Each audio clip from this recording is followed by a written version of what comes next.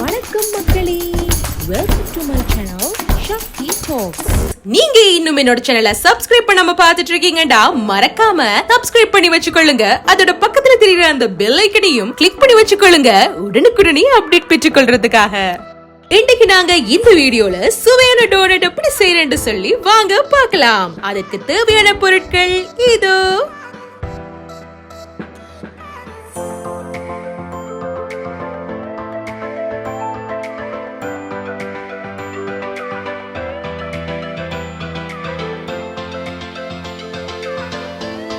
Step 1 சொல்லி பாத்தீங்கன்னா, east நாங்க ஆக்டிவேட் பண்ணிக்கொள்ள போறோம். அதற்கு மில்க், சுகர், ஈஸ்ட தனியா எடுத்து வச்சுக்கொள்ளலாம். மில்க்குக்கு பதிலாக நீங்க வாட்டரும் யூஸ் பண்ணிக்கொள்ளலாம். மில்க் ஃபிங்கரால தொட்டு பாக்குற அளவுக்கு சூடாக இருக்கணும், ஓவர் ஹீட்டா இருக்க கூடாது. இப்ப மில்க்ல ஃபர்ஸ்ட் சுகரை ஆட் பண்ணிட்டு அப்படியே ஈஸ்டையும் ஆட் பண்ணி ஒரு 5 மினிட்ஸ்க்கு ஒரு ஓரமா வச்சுக்கொள்ளுவோம். ஸ்டெப் 2 என்ன சொல்லி பாத்தீங்கன்னா, ட்ரை இன்கிரிடியன்ட்ஸ் எல்லாத்தையும் ஒன்றா மிக்ஸ் பண்ணிக்கொள்ள போறோம். முதல்ல ஃப்ளவருக்குள்ள 1/2 டீஸ்பூன் சால்ட்ட வந்து போட்டுக்கொள்ளலாம். இப்ப 1/2 டேபிள் ஸ்பூன் மில்க் பவுடரையும் ஆட் பண்ணிக்கொள்ளுவோம். இப்ப ஃப்ளவருக்குள்ள சால்ட், மில்க் பவுடர் ஆட் பண்ணதுக்கு பிறகு லைட்டா கையால மிக்ஸ் பண்ணிக்கொள்ளுங்க.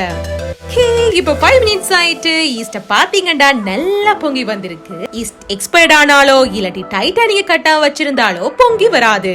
இப்ப இந்த ஈஸ்ட் கலவைய ட்ரை இன்கிரிடியன்ட்ஸோட மிக்ஸ் பண்ணி கொள்ளுவோம்.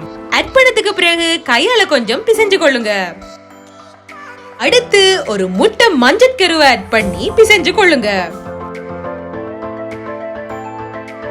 கடைசியா 30 கிராம் பட்டர் ஆட் பண்ணி பிசைஞ்சு கொள்ளுங்க. இப்ப எங்க டோனட் டவ் ரெடி ஆயிடுச்சு. இதை நாங்க ஒரு ஓரமா 40 மினிட்ஸ் இல்லாட்டி 1 ஹவருக்கு வச்சு கொள்ளுவோம் பொங்கி வாரத்துக்காக. இப்ப எங்க டோனட் டவ் 1 ஹவருக்கு பிறகு எடுத்து பாத்தீங்கன்னா தெரியும் இது எந்த அளவுக்கு பொங்கி வந்திருக்குன்னு சொல்லி. இப்ப இந்த டவ் நாங்க ஒரு மேட் ஒன்று எடுத்து 2 சைடும் மாறி மாறி உருட்டி பிரட்டி எடுத்துக்கொள்ளலாம்.